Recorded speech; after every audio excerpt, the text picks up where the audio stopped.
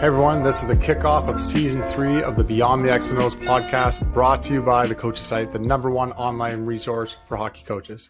This podcast is hosted by myself, Dr. Cassidy Preston, a mental performance coach and founder of CEP Mindset, and Piero, my former coach from my playing days, where we won a championship together, and now we get to work together in the mental performance and leadership space. Chris, we're back in here. I'm excited. How was your summer? It's been a while since season 2.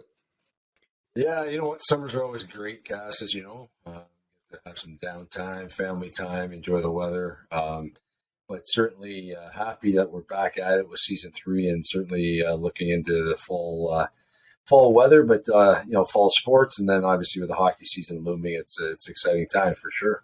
Yeah, and it was fun getting to see everyone at the Coaches Site conference. Those that did attend live, and we did a live podcast recording there, which will get aired at some point when the timing's right.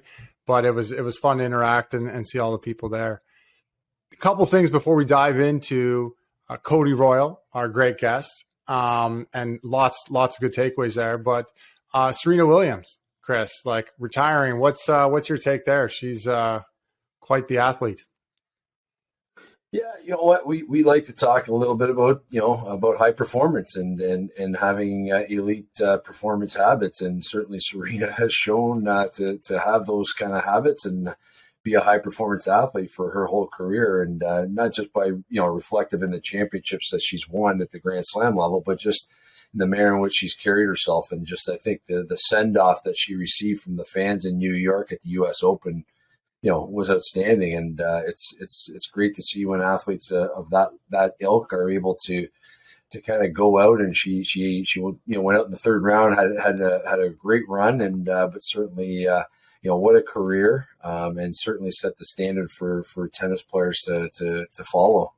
Yeah, I know, and I love it, and I think I love using other sports as inspiration as well. Like, it was funny, I had an executive client today, and she was using Serena Williams as her alter ego, best self, that persona. Like, I was like, that's awesome. Like, there was a coach I was talking to, and he was talking about a basketball player as a hockey player. He's like, that persona, that mental state. So it's always great to see other high performers and to lean into that. Any other topics you want? That's great. I think. Yeah. It's cool. Right? What about U.S. football? I know that's kicking off. There's lots of sports about to kick off. We've got lots of hockey teams going, but what I know is one thing we want to announce and encourage the listeners to check out, but I'll let you tee that up here. Yeah, certainly. I mean, as we said, like all these fall sports kind of kicking off, the U.S. college football season is in full swing right now, and then the NFL starts this weekend as we're recording. But certainly for the U.S. college football, it's kind of interesting as you read through, many articles, whether it be on ESPN.com or The Athletic, you see a lot of these, these top programs in the U.S. At these top schools, their head coaches have coaches, and it's not just guys on their coaching staff. They're outside people to be a listening partner, to be people that just bounce ideas off, to talk with, to work through leadership, culture, communication, challenges that they may be facing within their structure of their team, their staff, and whatnot. Because it's a big business at the U.S. college football level. No different than what we see at the major junior hockey level, or NCAA hockey, where it's big business. So certainly, it's an interesting kind of market that we see where coaches are having coaches, no different than, as you mentioned, an executive that you work with, having yourself as an executive coach. I mean, those opportunities are there, and then certainly our guest today, Cody Royle, is in that space. So certainly we want to highlight him and his work there, but also the work that we're doing with CEP Mindset. Yeah, no, and I'll tee it up where we have some coaches we're doing teams and that kind of stuff. So people interested can reach out, but we also want to encourage, like we want to get a few more coaches just that want to be coaches coaching coaches kind of idea. I know, Chris, that's you love that stuff as well. And I don't know if you want to say anything to it, but we want to encourage people to check out our website, reach out to us. You can email us at Cassidy@cepmindset.com, info@cepmindset.com. Either way, we'll help get you set up and, maybe join one of our programs because we have a special offer kind of going out right now. Do you want to say anything about this, Chris? Because I know you, it's a big thing that you enjoy doing and getting to tap into this work.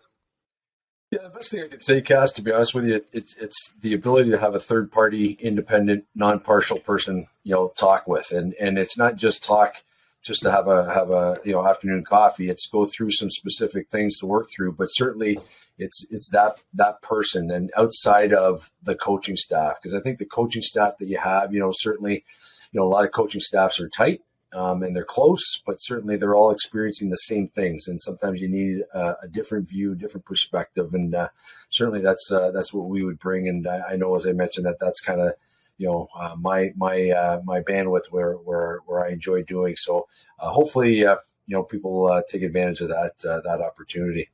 Yeah. So again, reach out if you're interested. And now let's get into somebody who's been doing this and really is in the same space and really understands, coaching coaches, got some great books. I'll let you do his bio and little tee him up here, Chris, because you've had a bit more interaction with him prior to this episode than me. So I'll let you tee up our great guest. Yeah, sure. Cody Royle, as we mentioned earlier, is the head coach of the AFL Team Canada, which is the men's national team for Australian rules football.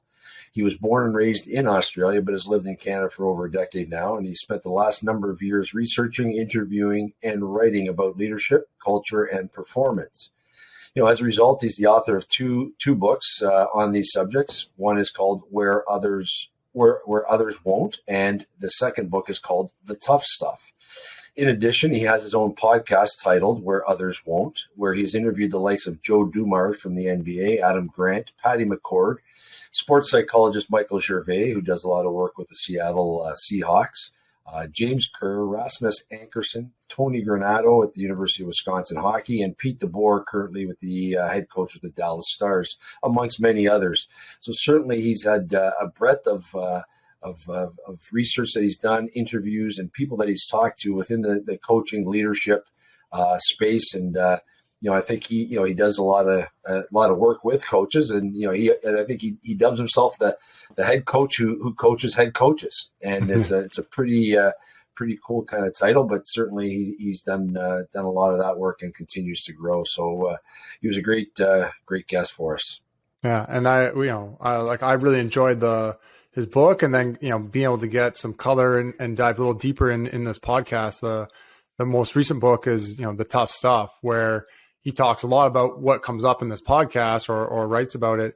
One of which, the weight coaches carry, I thought is a big one. It's the burden of caring and the burden of leadership, and then the importance of having a listening partner, someone to work with, and how to work through that, because that often a lot of coaches are getting burnt out, not taking care of themselves and that self-care. So those were some big takeaways for me, and just kind of like the actual practical strategies around how to deal with that, and also just to get the conversation going, because it's not a common thing. It's becoming, like you said, like those U.S. football coaches, it's becoming more. You see the work we're doing, Cody's doing, it's normalizing, like everybody can lean on somebody to have a listening partner. Like we all can benefit from that type of coaching and that feedback, that third party. And so the discussion was quite informative that way in terms of anybody's leadership developments. But I got a couple other things we'll tie this up before we dive in. Anything else you want to, I'll pass the ball back to you here, Chris. Yeah, you know what, and it's interesting because, he mentions it both in the book and in the Tough Stuff, as well as in the podcast. He talks about the idea of, we ask our players to be at their optimal best when they're performing, and we as coaches, and, he kind of challenges coaches to be performers as well and be at their optimal best. So that self-care amongst coaches is paramount as well. And that means, the nutrition, the sleep, the things that we ask our athletes to do. But a lot of times that gets overlooked. And, he talks and kind of debunks a little bit of that idea, the old football adage where, you have to sleep in the office and, watch video, for, into the wee hours of the night and those kinds of things where it hampers your self-care. So that's something that he talks about. As well, we reference that there's a concept, they call the democratization of information, where athletes today have access to so much more information through, the likes of YouTube and the internet through Twitter and, TikTok, et cetera, and different ways in which they can research and understand the X's and O's.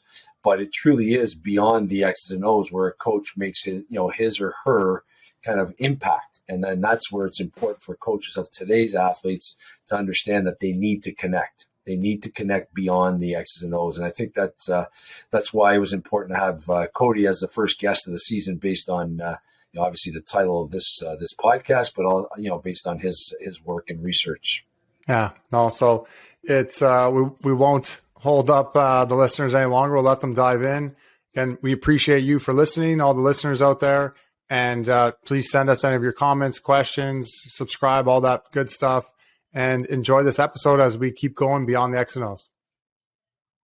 The Coaches Site is hockey's leading online coaching resource and was created to provide hockey's top coaches, leaders, and performance experts with a platform to share their experience and insights with coaches and organizations of all levels with the goal of enhancing the development opportunity for their players. A membership includes access to 500 hours of educational videos, a library of over 700 drills, articles breaking down the latest tactics and systems, and the opportunity to join a coaching community of over 15,000 coaches from around the world. Regardless of the level you coach, the Coaches Site is going to provide you the ultimate coaching toolkit. Listeners of the Beyond the X's and O's podcast can save 25% off an annual membership by using the code BEOUTSTANDING when you register. Again, get registered today by using the code BEOUTSTANDING at thecoachesite.com. All right. Thanks, Cody, for joining us on Beyond the X's and O's today. It's certainly a pleasure to have you on, and look forward to our discussion. We have Dr. Cassidy Preston and myself, and certainly, I guess, if really for our listeners and our viewers, it'd be great to get background info and kind of delve into a little bit about your history and your journey as to why we're talking today, or why you think we're talking today. And I think there's an intersection based on, a lot of what we believe to be true about coaching, and certainly that has synergistic values to what you believe to be true about coaching. But certainly, if you can just share with our listeners and our viewers about your journey and how you got into this. Sure. For starters, Chris, Cassidy, thanks for having me. Fan of the show, so it's great to be on. A lot of the people that you've had on the show, I'm a big fan of as well. So, yeah, honoured to have the conversation with you guys. And my background is I've coached Aussie Rules football, or AFL, most people know it as, for about 15 years now. I started very young. So I was 23 when I got into coaching, and ended up coaching Canada's men's national program based out of Toronto, just down the road here. And that kind of opened all sorts of avenues for me, including I've written a couple of books. So some of the coaches that I've been able to meet along my journey have been included in those books, and I started a podcast. And so, yeah, people might know a little bit more about my background from the content that I've produced, but head coaching has been my background and is really my interest. I'm fascinated, particularly in the head coaching role, and that's what I'm doing now in terms of coaching other head coaches. So we work specifically on the role and the craft of the role and the nuances of head coaching, because they don't tell you this coming up, but it is very, very, very different from being an assistant coach. And in terms of that whole concept, and I love the book, the tough stuff, and certainly you wrote another book called Where Others Won't, and I think that's the name of your podcast as well, if I can put that out there. Through this journey over the last 15 years you're talking about, what are some of the things that you've picked up in your conversations with coaches? And what I like about your journey here, Cody, is that you've kind of got a cross section of multiple sports. So it's not just Australian rules football. It's just you've got NFL coaches that you've talked to, NHL coaches, and kind of across the gamut. So what kind of what led you to talking to those specific coaches, but B, talk about some of the commonalities that you've been able to glean and then utilize in the work that you're currently doing. And as you mentioned, in terms of working with head coaches right now. Yeah, well, those two things are linked, Chris. So that's a good point and a good question. So what I've learned and why have been my interest level. One of the reasons I came to North America was a fascination with the North American sports, which we obviously don't get a lot of in Australia, or didn't when I was growing up. And so, sports like hockey and the NFL, obviously, and basketball, to be around them and involved in them was fascinating to me. But from a coaching perspective, what I've found is we so quickly silo ourselves, particularly into our sport. So hockey tends to learn from hockey, basketball tends to learn from basketball. We go to all our conferences, we have our coaching conferences. Whereas my interest went the other way. I went across. And what we quickly forget is that they're all team invasion sports. And so fundamentally underneath the veneer of the tactics, they're all exactly the same sport. You have a goal, I have a goal. We defend that goal and we try to get the ball in or the puck in the opposition's goal.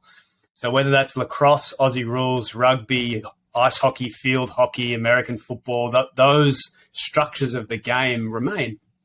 And so when you speak to the coaches of those sports, often the challenges are exactly the same in terms of training design, in terms of modernization, which you guys talk about a lot around the athlete and around the athlete's needs and how to create experiences for them to learn the sport outside of just the tactics, how, all the way through to, what we do on game day, how we interact within games, what are we doing in timeouts, what are we doing at half times and quarter time breaks. And so what's fascinating is what I've learned, whether you go to the NFL, the AFL or the NHL, even though those sports are quite different, the coaches are dealing with similar challenges along the way. And so my role now becomes to help them, but I can actually do that by going investigating some of the other sports and seeing if they have found a solution to some of those challenges. If I could just dovetail, Cass, just one thing on this, and have you found in that work so far, have there been more early adopters in terms of which sports coaches are more amenable to having Cody Royle work with them versus other sports? And in terms of, other sports, we'll call them kind of late adopters. We won't call it, in terms of laggards, but we'll just call them late adopters. A few, yeah. I mean, I'd say American football has been a slow adopter. And I think that makes sense. It's quite an insular sport in general. If I just look at, even just from a playing perspective, one of the big influences in American football recently has been my sport, Aussie rules. So the change in punting and punting style and what the punters do, a lot of it came from my sport. But no one took the time to go and investigate other things that Aussie rules players might be able to do outside of just kick the ball really accurately. And so there were just these things that were sitting there that no one really went to investigate. And so, yeah, I see the parallels there in terms of being a late adopter in terms of coaching. But yeah, again, the ones that you would expect also come to the forefront in terms of early adopters like soccer and basketball and rugby. That's great. That's great. And I'll jump in here. I'm chomping at the bit to get going with one of the things that I loved about the book, and outside of just the overall premise and how relatable it was, is also just the impact of the professionalization of sport and the professionalization of coaching and then the trickle down and the effect that has on the head coach, particularly, and the extra demands and pressures. And I found it very relatable, like all the way down. My first year of a head coach was coaching Chris's son, 10-year-old, like AAA hockey. And I almost quit halfway through the season. I was like, I'm not dealing with this. I was like, this is ridiculous. Like, And I was able to overcome that and stuck around and coach that team for a while and enjoyed being a head coach. But, you know, I think a lot of your book and concepts are definitely probably the most relatable at the highest levels and the older levels, but it was in AAA hockey in Canada. It's relatable. Like, so, you know, I wanted to say that. And as well as like being a business owner and the CEO kind of mindset and trying to grow a business has been, was also very relatable. I wasn't sure if you just wanted to speak maybe to both of those contexts, both one, like the youth sports setting, and head coaches, and how, these concepts are important for them and how much, if any, interaction you've had at more of the youth levels. And as well as also I'm interested in the business side too, because I know you spoke to that in the book as well. But yeah, I found it very relatable and such an important topic. So I'm glad we're diving in here. Yeah, I appreciate that. That means a lot to me.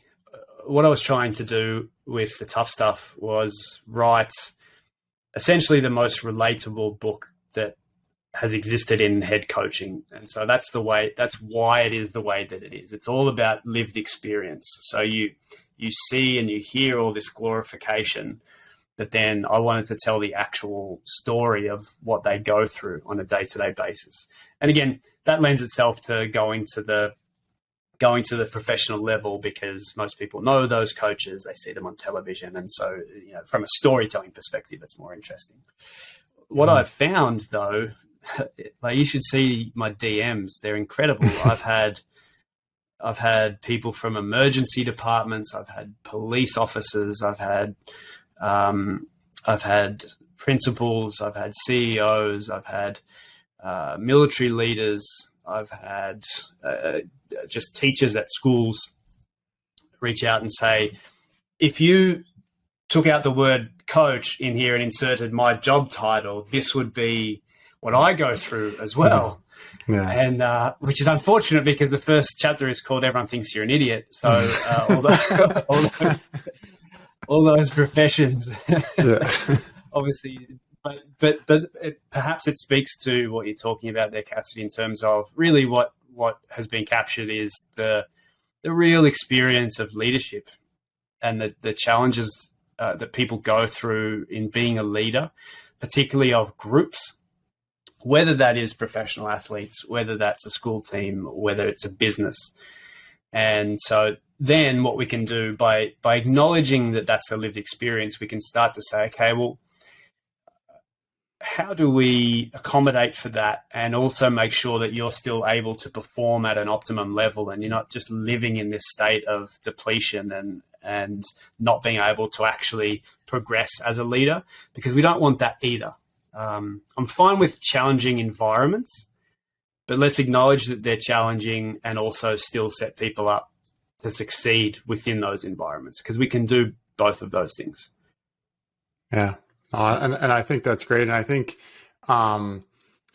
the practicality of getting coaches to just reflect on how they're showing up and taking care of themselves and how they can grow. Like one of my first things when I was doing my master's work was like, I'm constantly just focused on how to make the athletes better and judging them and assessing them. Who's judging me, helping me grow, reflecting, am I being a good coach? And the answer was like, more or less nobody. And then, so I did a lot of self-reflection on myself as part of my research. And then I also started leaning to Chris. I was like, hey, this guy's got a lot of coaching experience. Like he's I know him, I played for him, which is the full circle between the two of us. But that process is, I think, so important. One of the themes I took out of it too, as an alternative like title or underlying theme, is like the dark side of coaching. It's the dark side, like it's the other side. It's not bad. It's just the truth. It is different. There is challenges. So what are we going to do about it? And I think it just does such a great job highlighting that, uncovering that, and getting people and coaches to reflect. So I really happy you wrote the book is one way to say it.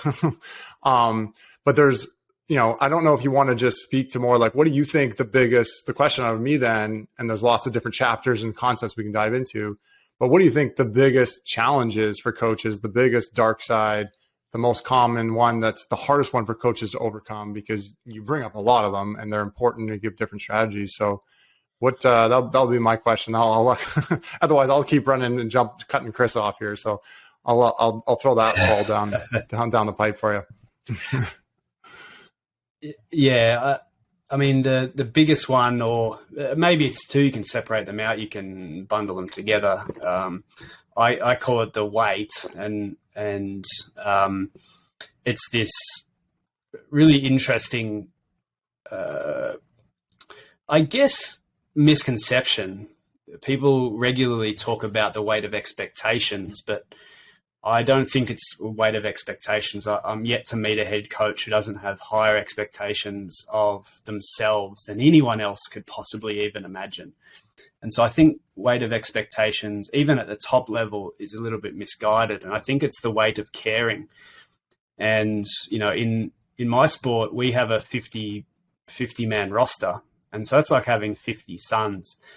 And you care about them, and you care about their parents, and you care about what they've got going on in work and how they're doing. And, you know, and so there's this kind of overwhelming emotional toll that happens on coaches that I think is a large part of driving the burnout factor. So there's workaholism, and there's feeling like you need to be working and constantly need to be kind of proving yourself to the players. But I think at its core, that comes from the emotional pull of caring about them and what they've got going on. And so the reason I say that is the biggest challenge is because I think that shocks a lot of coaches.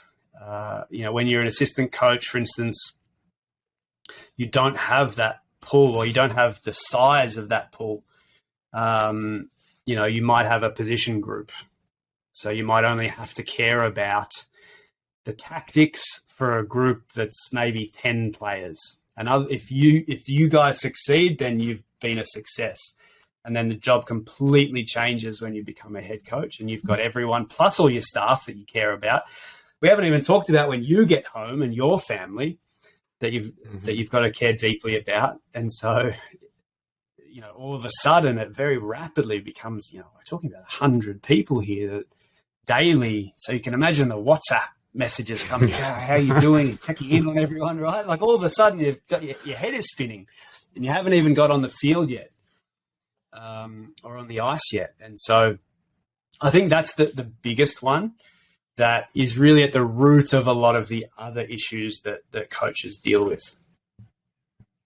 I wanted to, I mean, if I could jump in there, and it's interesting because, you know, you watch, I mean, with all these documentaries that are on Amazon, All or Nothing, and, you know, we got all these, you know, insights, you know, they had the Toronto Maple Leaf one, you know, Man City, you know, Tottenham, and currently Arsenal's got one with, you know, focusing obviously on their season from last year, and Mikel Arteta as a head coach. And it's interesting you say, because that's what he talks about in the humanization, and he wants to bring that humanization to the coaching realm. And I think he went through a situation where he, you know, there's a player, you know, in terms of being able to, you know, he doesn't want to look at his players as numbers. He wants to look at them as humans. And that's the way he's, you know, he wants to bring to his coaching kind of practice.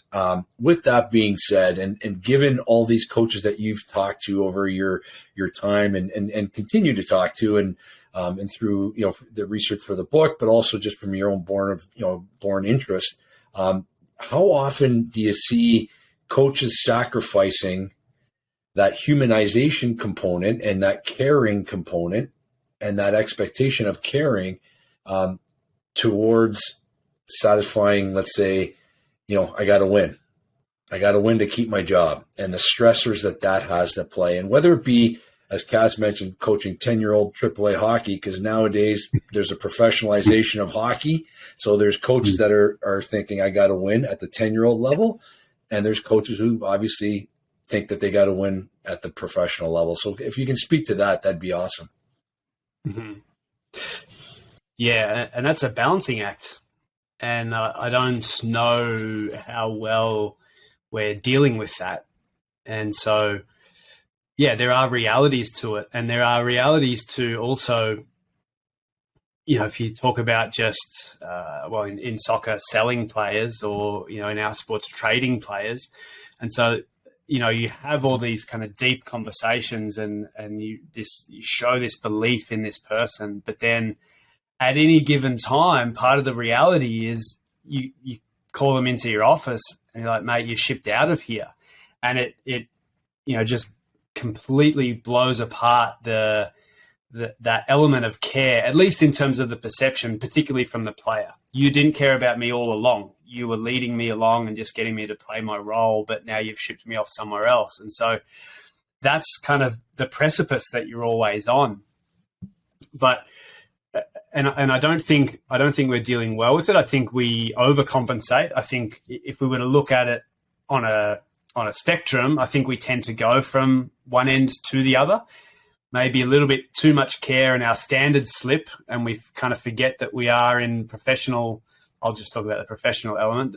We are in professional sports, and winning is, you can't say this anymore, but winning is everything. If you don't win games, no one has a job. That is the industry. Right the way, to, we care about winning too much, and we have no personal relationships with the players. And I think coaches tend to swing between them. I let the standards slip too much, so I'm going to push my standards way up the other end of the spectrum. And it's really jarring. But what I have seen is we do want to talk about this more now.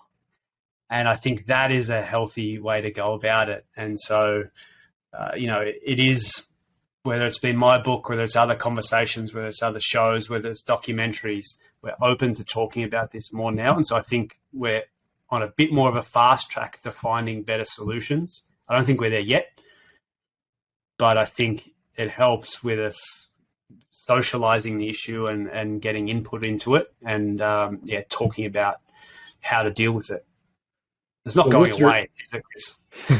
and that's what I was saying. At least I see, at least in the sport of hockey, it's like you say, there's this pendulum. When you have like a player's coach on one end, and he runs his gamut for 3, 4, 5 years, and then they fire that player's coach because they need a taskmaster, and they need that.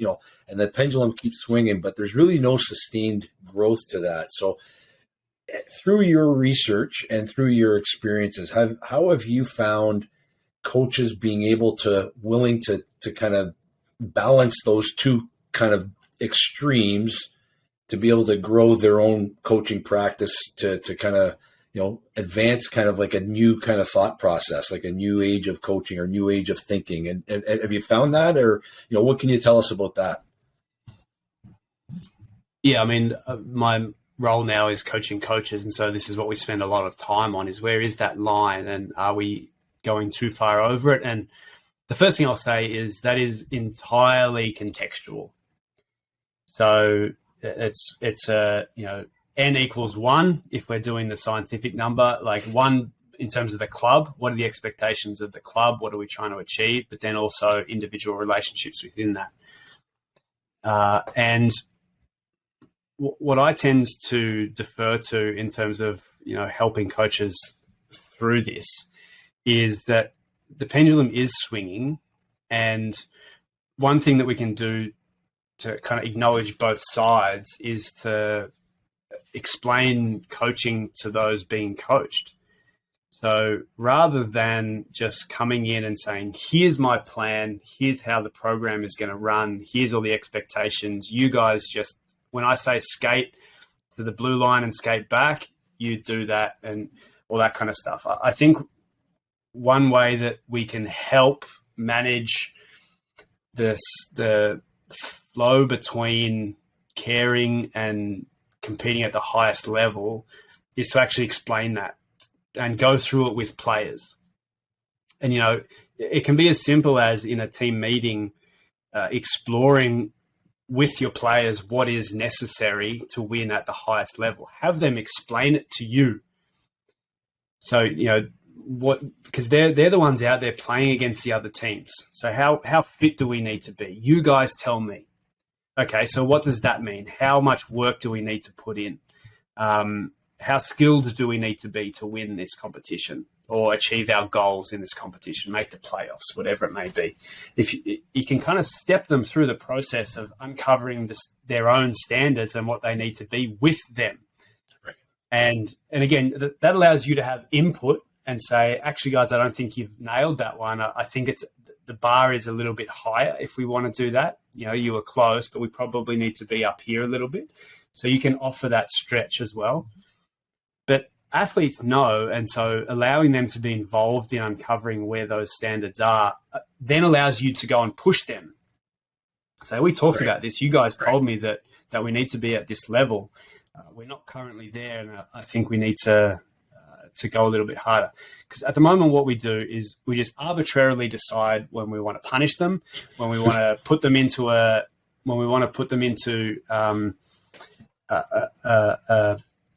high intensity window for some reason because they're not playing well, so we want to flog them.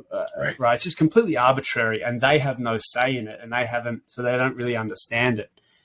So that's where I think the mix between the caring and the pushing for performance can come in.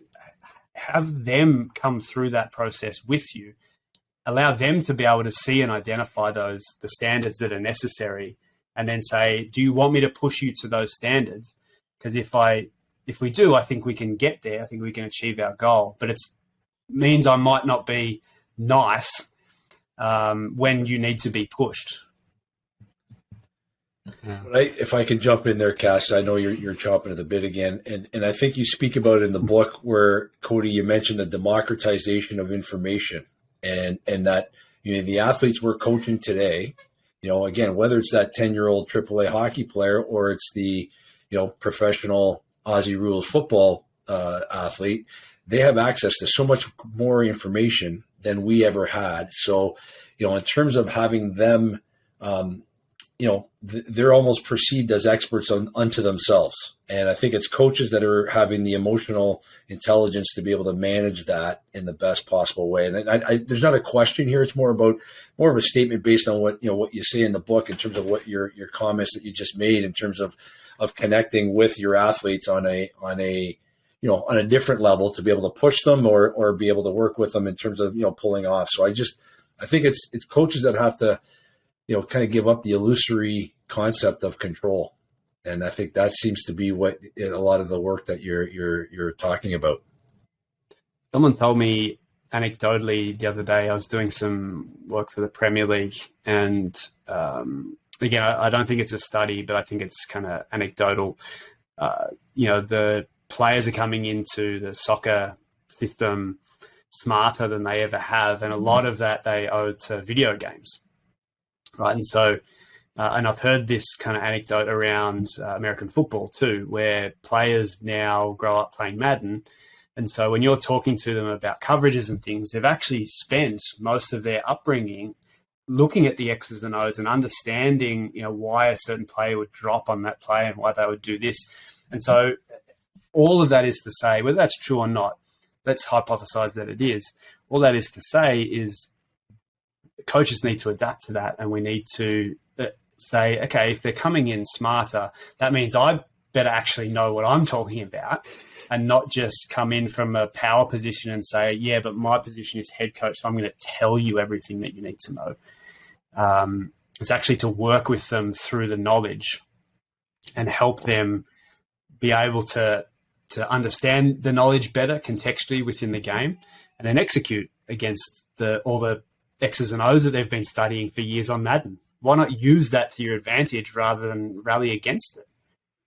Yeah. Yeah. Love it. Yeah. No, and I think this is, some great examples and like a beautiful example of autonomy, supportive coaching. And what I think's, this interesting, you talk about the swinging pendulum, but it's that balancing act of like the emotional intelligence or awareness of the coach to know what's needed now for the team and not overcompensate and go to A but continue to have an autonomous supportive approach.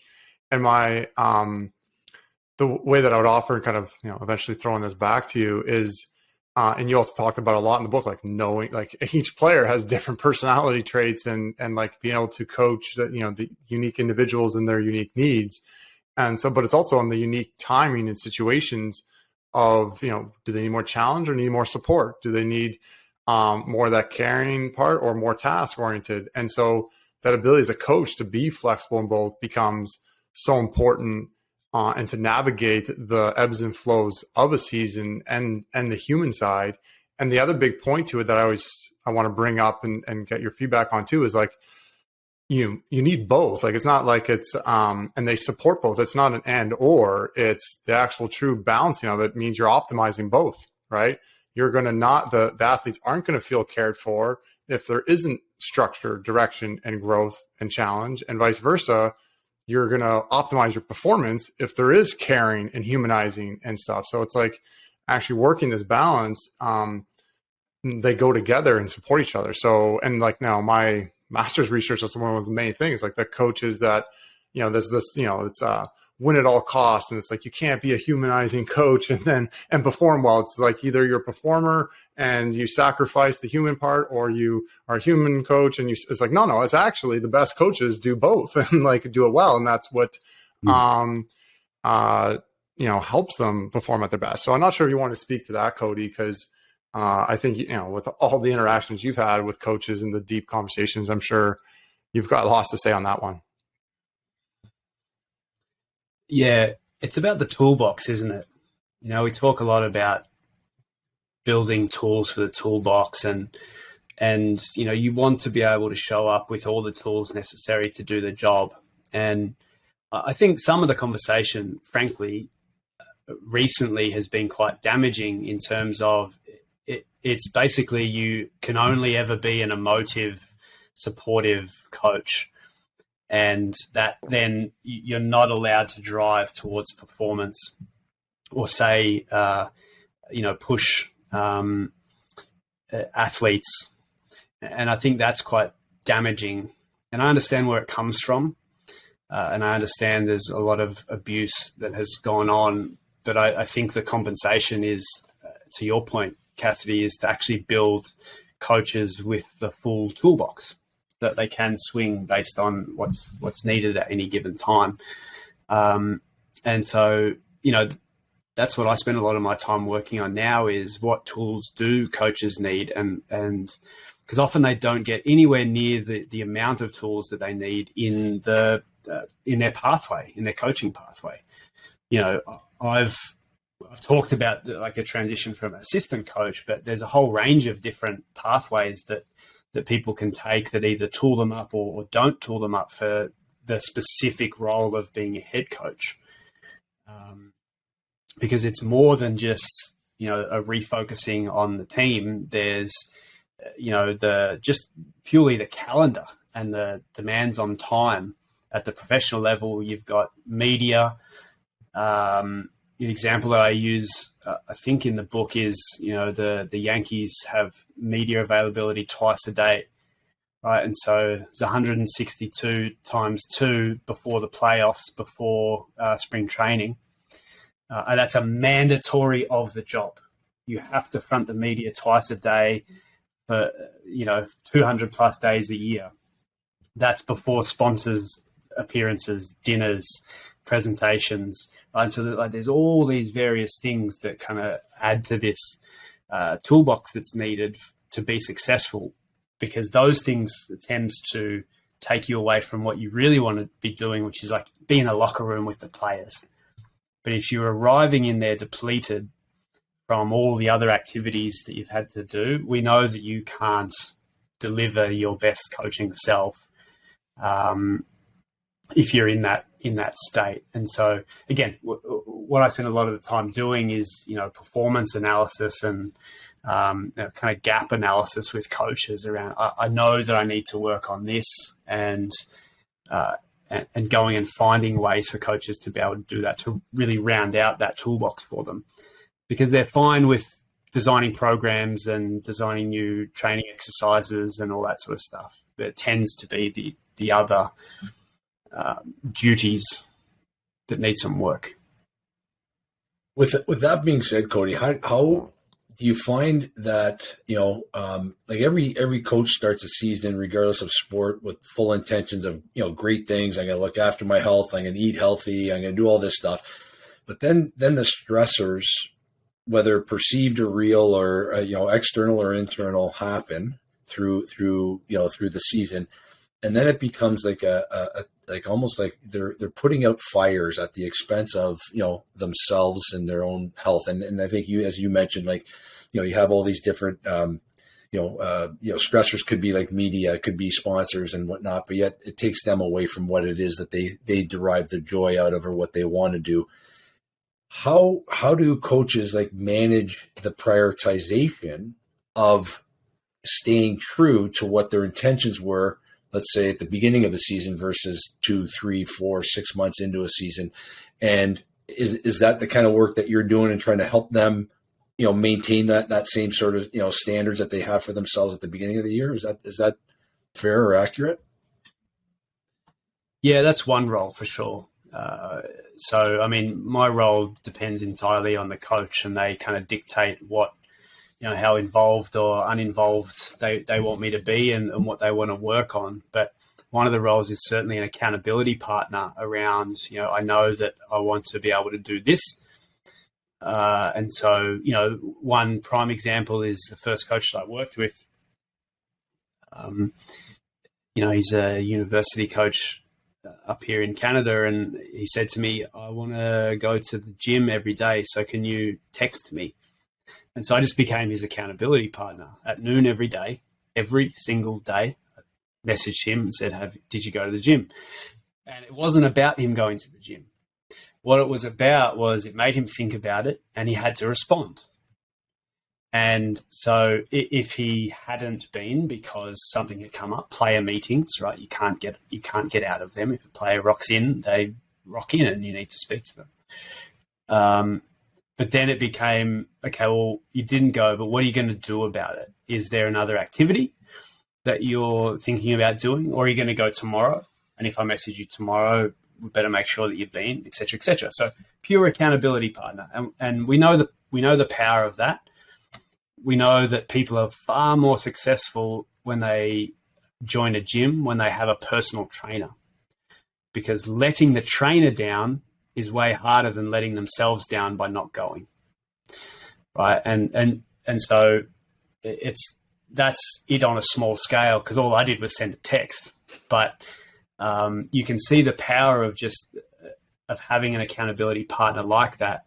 But it doesn't necessarily need to be like that. I think one exercise that all coaches can do right now, get out a piece of paper, split it in half, energy givers on one side, energy takers on one side, write down even the simplest things that you personally, feel like give you energy, or that you love doing, or that can be a small break for you. It can be reading a book in a park. It doesn't need to be some scientific mumbo jumbo, something that you heard on Joe Rogan's podcast that gives you energy. It can be, I feel better about myself and I feel calmer and more primed to perform by going and reading one chapter of a book in the park at noon for 15 minutes. That can be an energy giver.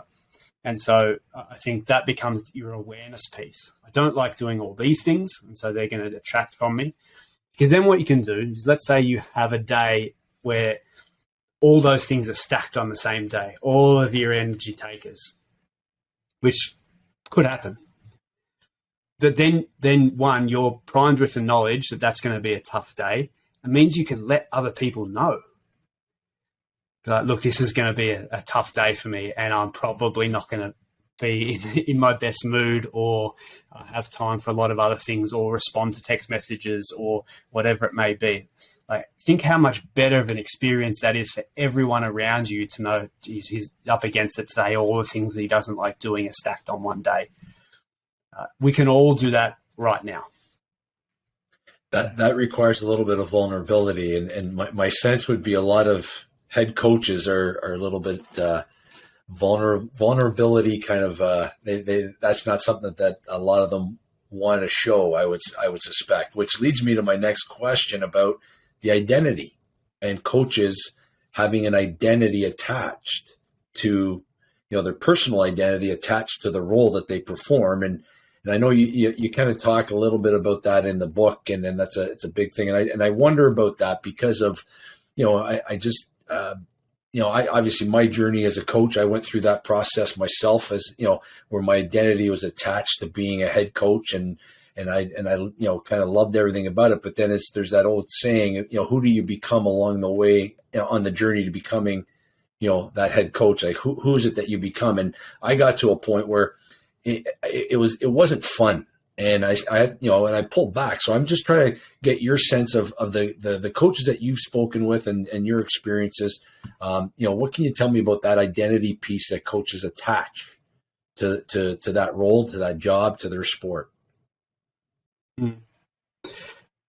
Yeah. So one of the chapters is called "You're Not a Coach," and the kind of dot off the back of that is you're a person who coaches. And so, the foundational piece of you is that you're a human being. And so you're bound to the things that everyone else is bound to in terms of who you are and philosophically and all that kind of thing. The challenge is when we do attach ourselves probably too much to one thing. And don't see ourselves as being more of a well-rounded human being, because again, you are a father, a mother, a son, a daughter. You're all these different things, and even within that, if you want to go further, is you're actually a different son to your mother than you are to your father, right? And so there's two identities right there. It's not one. So you've got all these different identities that you need to essentially perform into, because you do need to be a good son, just like you need to be a good coach. And so I think the challenge becomes to make sure that it's a little bit more well-rounded than saying, no, I'm only a football coach or a hockey coach. Because I tell you what, at the level that I operate at, that can come and go in 6 months' time, and you can never get another opportunity to do that. And so putting all your eggs in that basket I can tell you is not going to end well, because you're going to have to figure out who you are after that, maybe within a couple of months. So I don't think that detracts from the intensity of wanting to be a competitor, of wanting to be the best in the world, of striving. I think it's just making sure that we're striving in a more well-rounded way than we are currently, where the example that I give in the book is, a coach from the NFL who talks about having his win-loss record on his tombstone. And that kind of comment kind of irked me a little bit. Let's not put our win-loss records on our tombstones, whatever sport we're in. Let's make sure that we're, son and husband and father, and the really important stuff is on our tombstones. Right. And I guess to that point, it's just the concept. And what I liked about the main theme of the book and the work that you're doing, it's the humanization. It's being able to, we're people first. And then, like you say, coaching is what we do. It's not who we are. It's, we're people first. So, I think that's the part that I liked about the concept of what you write about and the examples and stories you write about. With that being said, because Cass and I talk about, one of our tagline with this podcast is the idea that, we do want to go beyond the X's and O's, because it's not just, we talk about the human skills of what that means to be a leader and a coach. For you, I think in the book, the last chapter is tactics don't really matter. And with respect to that idea of the human skills, tactics don't really matter. And obviously the title of our podcast, Beyond the X's and O's, it kind of, there's a synergy all tied into one there. And I think, for me, it's that ability to communicate out to coaches that, as a person, it's who you are as a person. And then that allows for you to kind of multiply your influence or impact to not just your athletes, but maybe even to your athletes' lives beyond that sport, et cetera. So I don't know if you can speak to that or kind of, build on that a bit. Happily. I became a little bit of a lightning rod for people thinking I was anti-tactics after that chapter title. Tactics don't really matter. And I understand that I went a little bit clickbaity with it, but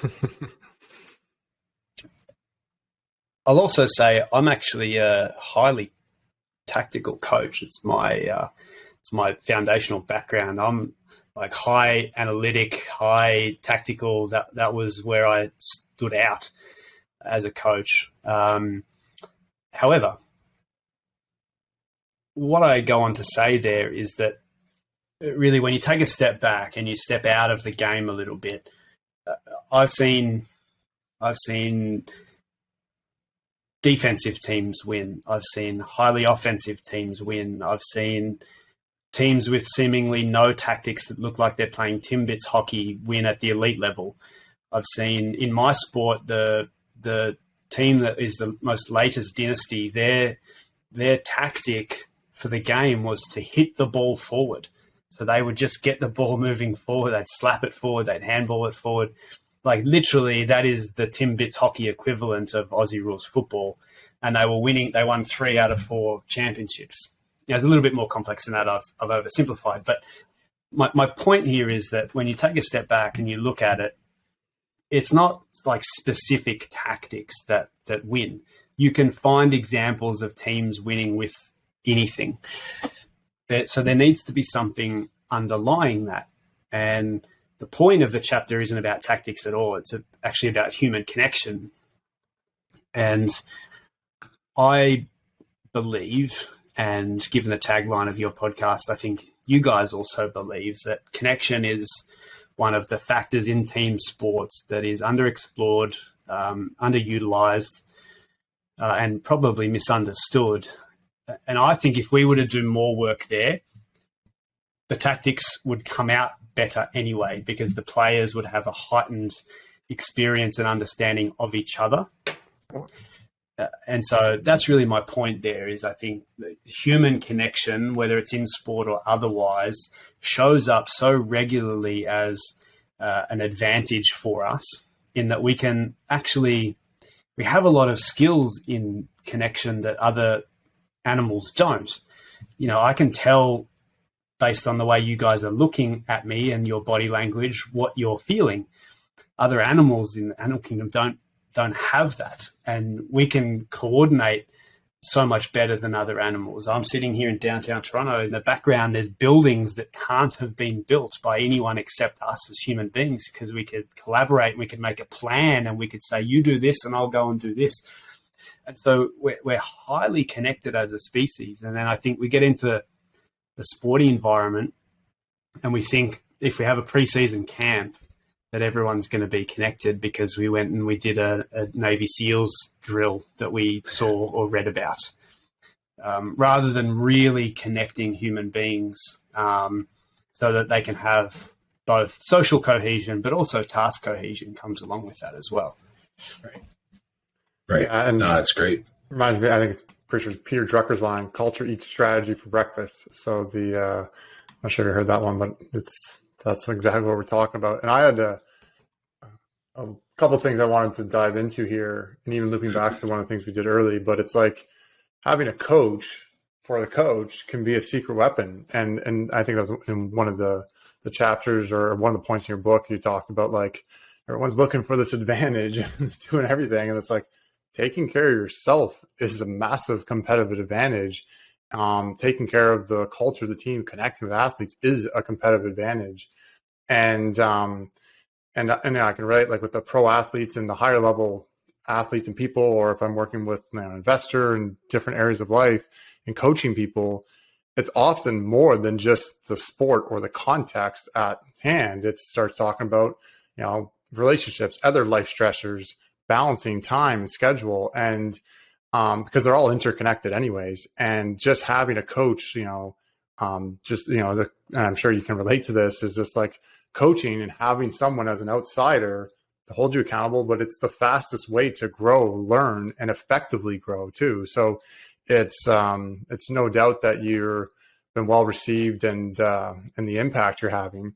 And, kind of two last things I wanted to make sure to bring up. One is Ted Lasso. I'm assuming, that is your take. And maybe that kind of ties into one of the first things, and maybe you can elaborate on, is just, your recommendations or some best practices to deal with or handle or manage that weight of coaching that you brought up. So those are my last kind of, I know I want to be mindful of time here. So I'm not sure if you have anything to say about Ted Lasso, and if that helps even dive into the weight of coaching. But yeah, there you go. Yeah, just let me start with coaching coaches. So one thing that I want to say is that there's a misconception that that means that the coach isn't the expert. And that's really, there's a fallacy of expertise there. If you go and look up, Atul Gawande has a TED talk about, he's a surgeon who now I think is an advisor to President Biden around health. But, he talks about how it was bizarre for him to go and get coaching in surgery, because the whole thing was, well, you're a surgeon, you're supposed to be the expert, but his numbers had plateaued. And so he went and got some coaching and, invited a former lecturer into his theater, and, it came out with thousands of points of little things that he was doing. And he has this line in a TED talk, and he said, it was an all new level of awareness. That's what I do. I don't teach any of my coaches anything about coaching, and specifically about hockey or rugby or soccer. They're the experts in that. But I can sit at the back of the room and guide their awareness to things that they can't see or that they're doing that maybe could help them a little bit. And again, if you want to take a business example, there's a book called $1 Trillion Coach that you should read about Steve Jobs. Anyone who's anyone had this coach, Bill Campbell. His name was a former football coach. So again, I just want to reiterate that if Steve Jobs has a coach, like the expert of all experts that we look to in the world for thinking that he knows everything and needs everything, he had a coach. So you can have one too. It doesn't mean that you're not the expert. Ted Lasso, I think, is magnificent. Cassidy, I think it's a great dramatization of coaching, but again, it just adds to what we're talking about before with all the documentaries. I think, unfortunately, maybe they've nailed a bunch of comedic writers from, I assume, Saturday Night Live, because Jason Sudeikis is from there, have been able to identify the lived experience of head coaches better than most people understood it. I don't know how they came up with all the trials and tribulations that he went through, but I think, again, it's helped to give people this lens into maybe they do have a hard time and that there are things going on in their lives that impact their coaching. And then I also like a lot of my sports psychologist friends are very happy with the role sports psychology plays in the show as well. Which I think is important because we need to get better at that. And what was your last question there? Just about handling, any tips, recommendations on handling that weight of coaching was, the big, I think we've touched on a bunch of different ways, but just to directly ask that part of the question, as one of the biggest challenges head coaches are facing. Yeah, an easy one. I'll break down the barriers to this one straight away. Go and talk to another head coach about it. My experience since writing the book was, again, if you could see my DMs, everyone is thinking that they are struggling with this on their own. And they're in this little kind of bubble and they're like, oh, it must just be me. I just must be incompetent. But then you just see repeatedly over and over and over again that everyone is thinking that on their own. And so we need to bridge the gap between it. And so you can go to another head coach in particular and say, I've been struggling with this, whatever the challenge is, whether it's the weight, whether it's something else, and say, can I just talk to you about it? And I guarantee you, pretty much anyone that you could talk to who has been a head coach will say, yeah, I've had that as well. Yeah. And it might just be the best sentence that they can utter to you in terms of there's now an empathy there and an understanding that you're not alone and that others have struggled and are struggling with it as well. Because no one has completed coaching. right? Like, we're all figuring it out as we go.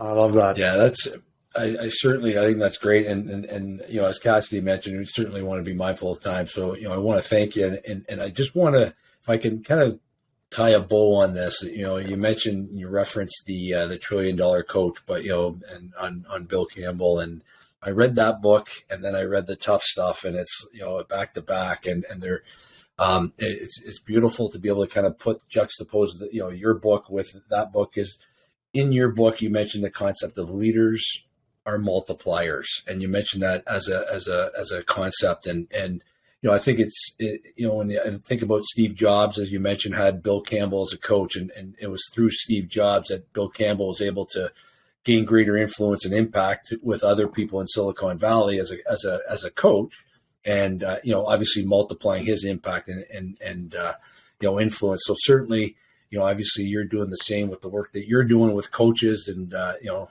again, I think it's awesome and it's great, and we certainly appreciate your time today that you've given us, and insights into what you do, and obviously coaching in general, and certainly look forward to continuing, you know, hopefully having a dialogue with you through the year, and being able to understand as we, you know, as Cassidy and I still are understanding coaching, you know, as we move through our journey as well. So thank you for your time, Cody, and certainly appreciate it, and continued great success through the year.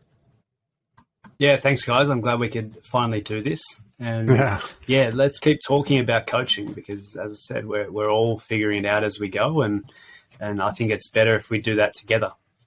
Yeah, awesome. I appreciate it. I really enjoyed this, Cody. I don't know if you want to plug your social media or anything for people to follow you or engage, and obviously we encourage them to get the book, and we'll throw some links down in the show notes and stuff. But anything you want to make sure to plug here for people to reach out? Yeah, CodyRoyle.com is the easiest place to find kind of everything. And I'm pretty big on Twitter as well, at Cody Royle. With my name, I'm very easy to find. There's not too many of us floating around. So, yeah, and more than happy to engage with people on social media as well.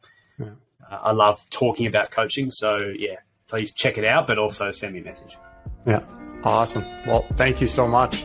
And I appreciate it. And I'm sure we'll be chatting again soon. Thank you.